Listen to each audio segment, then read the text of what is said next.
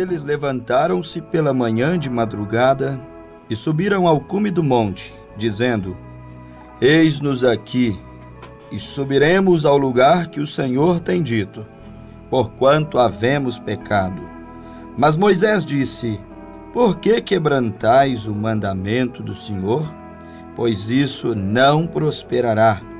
Não subais, pois o Senhor não estará no meio de vós, para que não sejais feridos diante dos vossos inimigos.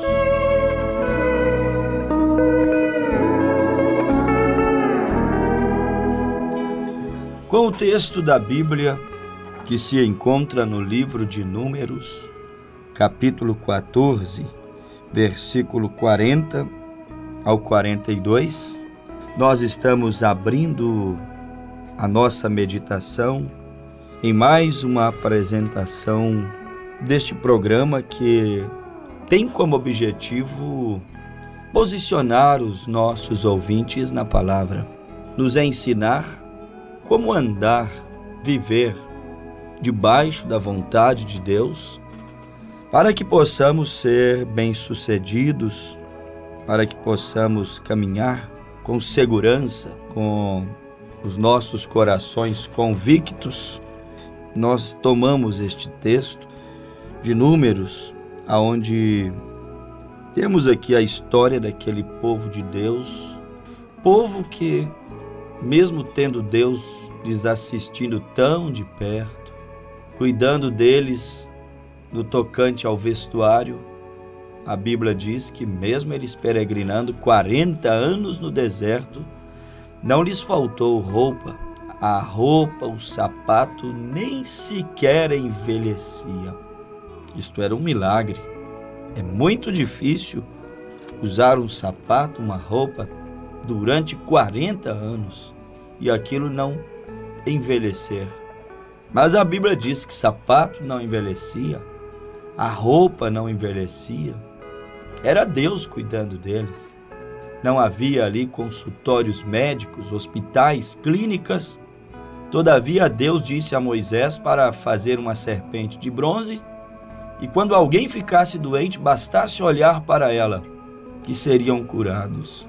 Aquela serpente de bronze que foi levantada, hasteada ali no deserto, já mostrava que um dia Jesus Cristo iria julgar o pecado, crucificar o pecado em uma cruz. Quando Cristo estava pregado na cruz, aquilo significava que o pecado estava sendo julgado, vencido. E aquela serpente já prefigurava a morte do nosso Senhor, quando Ele nos providenciaria na cruz a nossa cura, como diz Isaías, capítulo 53. A Escritura diz que Ele levou sobre si todas as nossas dores e as nossas iniquidades. E a Bíblia Sagrada vem e diz que pelas suas pisaduras nós fomos sarados. Deus fez isso lá no deserto também, levantou uma serpente e quando eles olhavam eram curados. Quando tinham sede, a água brotava da rocha. Quando eles tinham fome, Deus enviava as codornizes dos céus, lugar improvável para codornizes. Milhões de codornizes tomaram aquele arraial e eles tiveram carne, e eles tiveram maná, pão de mel, vindo do céu, diz a Bíblia. Era Deus cuidando deles em todas as circunstâncias difíceis daquela caminhada. Tudo o que precisaram para jornadearem com Deus, peregrinarem, viajarem com Deus, Deus proveu a eles. Mas não há de ver que mesmo assim eles foram ingratos, murmuraram da provisão, reclamaram do que Deus estava provendo para eles. Eles foram ingratos com Deus.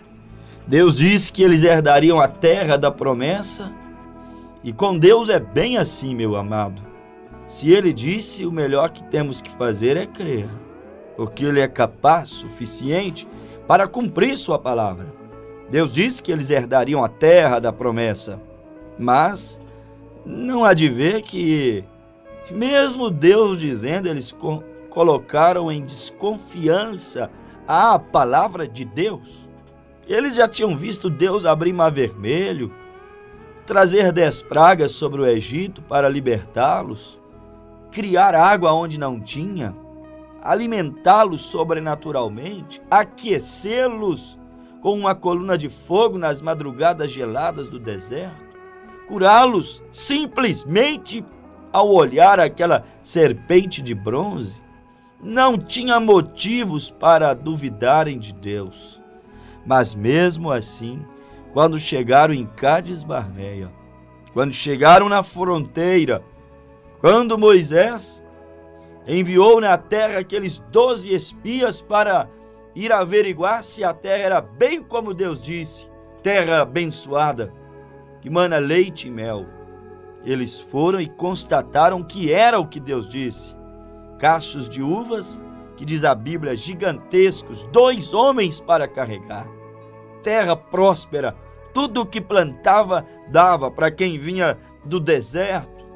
Eles agora estavam ali a um passo da terra prometida, de alcançar a promessa, de tomar posse daquilo que Deus disse que lhes concederia se eles se mantivessem fiéis. Tem esse detalhe, firmes na sua palavra, debaixo da liderança da sua mensagem, do seu profeta, do seu ungido, que os tirou da terra do Egito, fielmente a sua palavra, sem se desviar para a direita ou para a esquerda. Mas a um passo de alcançar a sua coroa, de cruzar a linha de chegada, de subir ao pódio, de receber a retribuição, de ver que Deus não falha, mas Ele cumpre tudo aquilo que Ele promete aos seus filhos, bem a um passo eles mais uma vez colocaram um obstáculo, duvidaram de Deus, olharam para si próprios e não para aquele que fez a promessa. Você não pode olhar para você mesmo. Você que quer vencer, não olhe para você mesmo, tua indignidade, tuas fraquezas, as tuas limitações. Olhe para aquele que prometeu. Olhe para aquele que na cruz do Calvário morreu em teu lugar para que você pudesse vencer. Aquele que se fez pobre para que você não precisasse de estar ao léu, a mercê. Aquele que se fez pecado para que você pudesse vencer, superar o pecado. Olhe para aquele, não para ti mesmo, olhe para aquele que é santo. Ele se fez homem, o menor de todas as criaturas, se fez pecado por nós, para que fosse possível vencermos essa natureza humana, esta carne com seus deleites, prazeres, esta carne com sua natureza que inclina para o mundo e para o pecado. Era para eles olharem não para os obstáculos da cidade, mas para aquilo que Deus prometeu, que lá havia de bom, que era deles. Era aquilo que Deus tinha para eles em Canaã, não gigantes, mas o leite, o mel, os cachos de uva, o tudo que plantar dá. Mas eles olharam para o quanto teriam que lutar e batalhar para alcançar. Não se alcança nada de mão beijada, tem que lutar, tem que batalhar. Confia em Deus, toma as suas promessas, impõe a espada do Espírito e batalhe. Mas eles olharam para os gigantes, grandes homens que haviam naquela terra, e eram homens maus que não temiam a Deus, e jamais permitiria que Israel entrasse facilmente naquela terra que Deus disse que era deles. Mas se Deus disse que era deles, não importa se havia gigantes ali, exércitos ali, não há autoridade maior do que a autoridade divina. Quando Deus disse, ponto final, assunto encerrado, não há que se discutir. Se Deus disse que lhes daria a terra, ela poderia estar infestada de demônios, de gigantes, de exércitos bem treinados, de inimigos de Deus e o povo de Deus. Deus faria aquilo se cumprir. Mas eles voltaram da terra desanimados. E como lhes eram de costume, mais uma vez murmurando, queixosos, dizendo, a terra é boa, como Deus disse. mana, leite e mel, como Deus diz, mas somos como que gafanhotos perante aqueles gigantes que há lá. Jamais poderemos resisti-los. São bons de guerra, são gigantescos homens, estão bem armados, e nós não passamos de um povo que vem peregrinando por quase 40 anos, que não temos um bom armamento, uma boa tática de guerra. Eles achavam que iriam conquistar a promessa pela habilidade que eles tinham. Você não vai alcançar de Deus pela tua habilidade, tua capacidade, as tuas condições, pelas tuas obras. São as obras dele, é a graça dele, é a condição dele. Mas eles não olharam para isso, eles olharam para o tamanho do inimigo. E você não deve olhar para o tamanho do inimigo, quão difícil é vencê-lo. Olhe para o tamanho do teu Deus, o tamanho da promessa. Olhe para o tamanho da fé, o que a fé pode fazer na vida de um homem que vive por ela, que a cultiva, que a alimenta dentro do seu coração. Você não pode olhar para o tamanho do câncer, para o tamanho da enfermidade, para o tamanho dos vícios que te desafia, que querem te escravizar. Olhe para o tamanho do sacrifício, olhe para o poder que há no nome de Jesus Cristo. Olhe para o poder transformador de Cristo. Isto é o suficiente para um homem que quer vencer. Mas eles reclamaram, murmuraram, abandonaram a promessa. Mas eles preferiram olhar para o natural do que o espiritual, olhar para a palavra do homem do que para a palavra de Deus. Olhe para a palavra do médico não é a última. Se ele diz que não tem mais jeito, para a ciência ainda há um Deus do céu que responde o clamor dos sinceros. Mas eles olharam para a palavra do homem e abandonaram a palavra de Deus. E é difícil caminhar, é difícil vencermos quando nós queremos batalharmos de acordo com as nossas próprias ideias.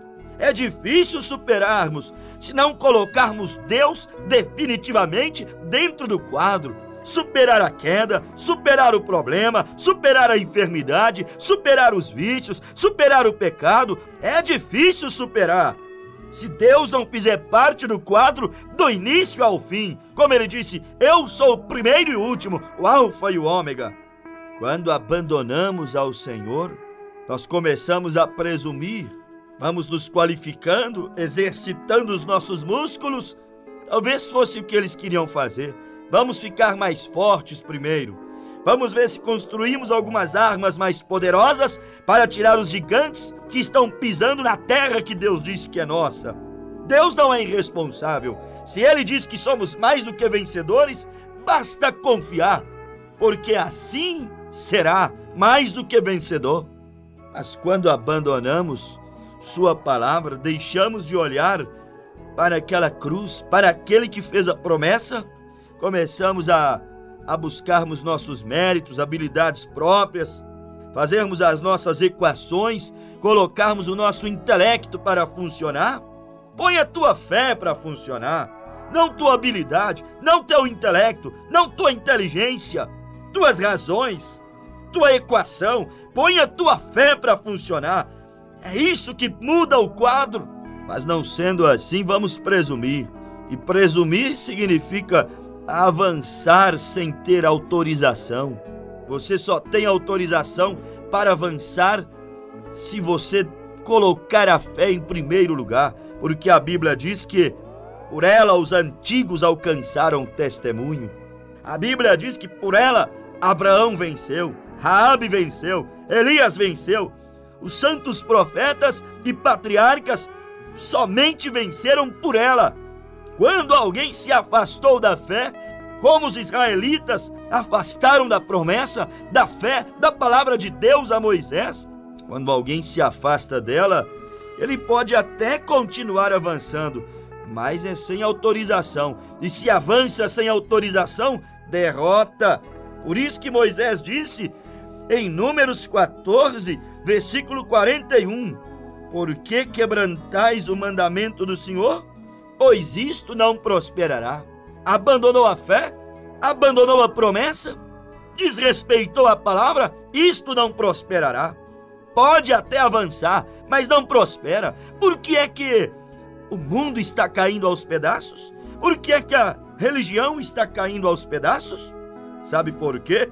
Estão avançando sem autorização, abandonou a promessa, abandonou a palavra, já não vive mais de toda a palavra que sai da boca de Deus, mas apenas de algumas palavras que são de interesse pessoal próprio, que não vai exigir renúncia, caminho estreito, autocrucificação, rendição, abrir mão daquilo que gosta, que deseja. Vão avançar, o mundo está avançando politicamente, as igrejas estão avançando e até crescendo em números, mas isso não é sinônimo de vitória. Avançando sem autorização.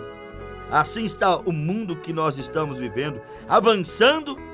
Assim estão muitos chamados cristãos, avançando sem a permissão de Deus.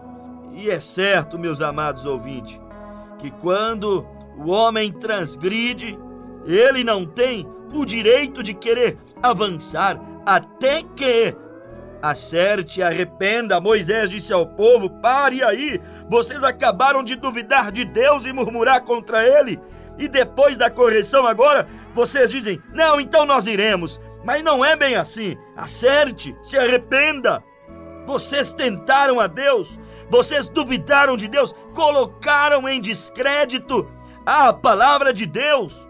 Não tente avançar, subir. Mas eles insistiam, e Moisés disse: isto não prosperará.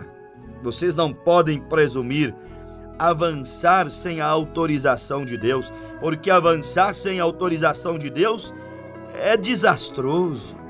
Caminhar sem o aval de Deus é como você querer edificar aquele grande prédio sem o alvará de funcionamento, sem a planta, sem os trâmites legais terem sido aprovados.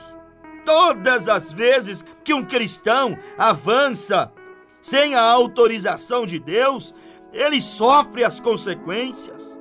As dores vêm, as derrotas, as aflições. Insistes em ir sem o alvará, sem os trâmites legais?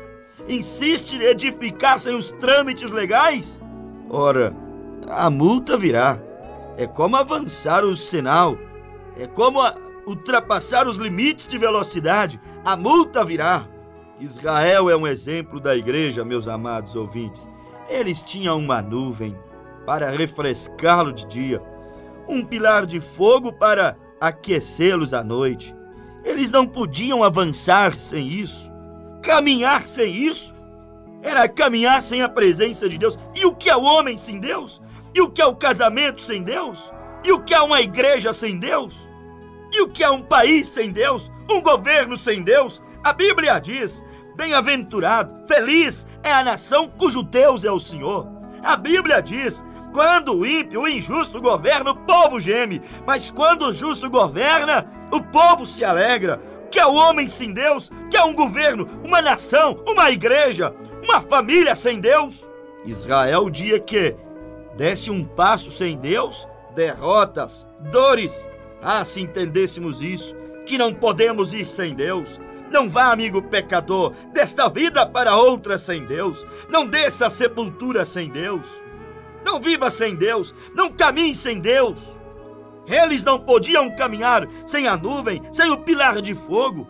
Não podiam avançar sem a autorização de Deus. Se a nuvem não andasse, eles não estavam autorizados a andar. Se a coluna de fogo à noite não movimentasse, eles não estavam autorizados a movimentar. Só prosseguiam viagem quando a nuvem, a coluna de fogo, alçavam o voo. Então eles seguiam a liderança de Deus naquela nuvem, naquele pilar de fogo, na vida daquele profeta Moisés, o profeta da nuvem, o profeta do pilar do fogo. Eles não podiam caminhar sem isso. Se caminhassem sem isso, eles seriam devorados, destruídos. Quantos personagens na Bíblia que presumiram, acharam que podiam ir sem Deus e pereceram. Achavam que podiam avançar sem a autorização de Deus e sofreram as duras consequências. como diz a Bíblia, a respeito de Israel, quando se deparou diante daquela cidade de Jericó, terra amaldiçoada. Ali o pecado, a imoralidade, a idolatria, a crueldade era tamanha naquele lugar que, quando Deus foi invadir aquela cidade através do seu exército, para resgatar uma filha dele ali, para redimir uma alma perdida, Raabe e sua casa, quando Deus foi entrar naquela cidade, derrubar as muralhas daquela cidade, Deus disse que Israel não deveria tomar nenhuma moeda daquela cidade, destruir uma cidade, não pegar nenhuma cuiazinha de prata, acabar com uma cidade e não levar nenhum despojo da guerra, porque tudo ali estava amaldiçoado. Mas houve alguém que bancou o esperto e ele achou que ele poderia tomar uma cunhazinha de ouro, uma capa babilônica e prosseguir. Ele presumiu que poderia desrespeitar a palavra de Deus e prosseguir. Não é o retrato desse mundo? Desrespeita, pisa na Bíblia, desrespeita as coisas sagradas, blasfemam de Deus, do povo de Deus, desrespeita a palavra, desrespeita a santidade, ignora o que Deus tem prazer e presume que pode avançar. Mas isso é sinônimo de destruição. Acã roubou uma cunhazinha de ouro e uma capa babilônica, escondeu debaixo de sua tenda, levou para dentro de sua casa. O que é que tu tens levado para dentro de tua casa? Teu dinheiro é limpo? O que tens alcançado é limpo? Tens levado bênçãos ou maldições para dentro da tua casa?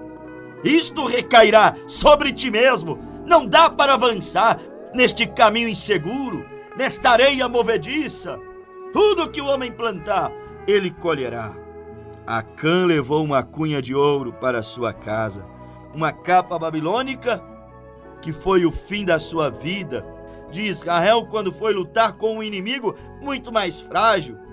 30.000 homens contra 3.000 homens.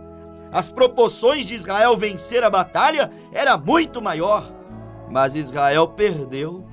Vários soldados morreram diante de uma pequena cidade, muito menos armada, menos qualificada, menos cotada para vencer a batalha, mas perdeu, porque estava avançando, presumindo, avançando sem a autorização de Deus. Perdeu a batalha. Sabe por quê? Porque alguém desrespeitou a palavra, descreu da promessa, alguém pecou e achou que poderia passar ileso com aquilo. Não presuma, não avance sem a autorização de Deus. É melhor se consertar, é melhor voltar, é melhor arrepender, é melhor devolver a cunha de ouro, é melhor queimar a capa babilônica. Melhor é nem pegar a capa, melhor é nem tomar a cunha babilônica de ouro e de prata. Melhor é não duvidar de Deus. Creia em Deus, creia em sua palavra, porque aí você caminhará debaixo da autoridade divina, debaixo da comissão divina de Deus, como Sansão caminhou debaixo da comissão divina de Deus. Enquanto ele respeitou, ele venceu, ele protegeu, ele guardou aquilo que Deus lhe deu para guardar. Enquanto ele obedeceu, ele era um guerreiro do Senhor.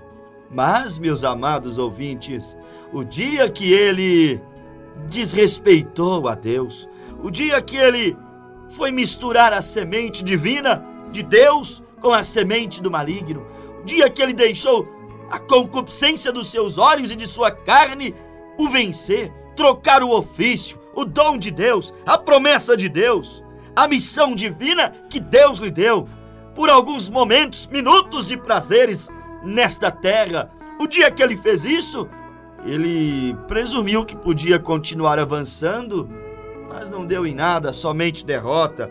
Presumiu que podia avançar, e ele foi avançar aos filisteus, mas não deu outra. Foi amarrado, foi cegado. Sem Deus não dá para andar, Sem Deus, seremos amarrados por situações, cegados por acontecimentos e por coisinhas que estão se agigantando ao nosso derredor.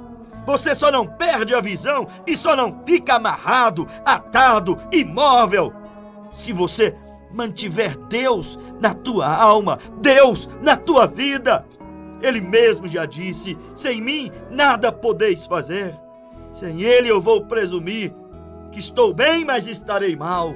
Sem Ele eu vou presumir, terei a falsa sensação de vida eterna, quando na verdade não passarei de um renegado, um condenado. Sem Ele, terei a falsa sensação da religião, de que estou servindo, de que sou filho, de que sou cristão, mas não passarei de uma abominação perante Deus. Ele é a nossa bússola, Ele é a nossa autoridade para avançar, Ele é a nossa certeza, Ele é a nossa coragem para anunciarmos o Evangelho, para pregarmos a salvação. Ele é a nossa convicção para dizer: um dia Cristo voltará, um dia Cristo será entronizado entre essas nações e os reinos deste mundo voltarão a ser de Deus e de seu Cristo. Amigo, não avance sem Jesus, não presuma. Presumir é avançar sem a autorização de Deus. Venha respeitar a Deus, temer a Deus, sujeitar a sua palavra, e Deus será contigo. Que Ele te abençoe, te guarde, te cure, te ilumine. Abra os teus olhos neste programa agora, em nome de Jesus Cristo. Amém.